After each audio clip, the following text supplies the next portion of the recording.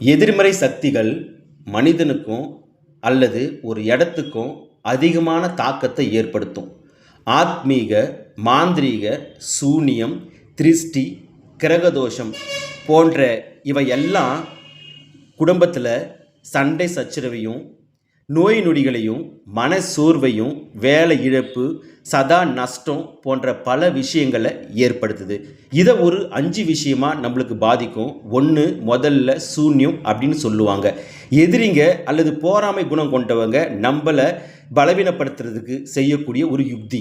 இரண்டாவது, போராமை, கோபம், ஆசை கொண்டு நம்மளை பார்க்கும்பொழுது கண் திருஷ்டி அப்படின்னு ஒரு விஷயம் நம்ம உடம்புல அண்டுங்க. மூணாவது, பிடிச்சக்கரம்னு சொல்லுவாங்க. இது என்னன்னா, ஆவிகள், துஷ்ட சக்திகள் நம்ம இருக்கிற இடத்துல வந்து தங்கிக்கிறது.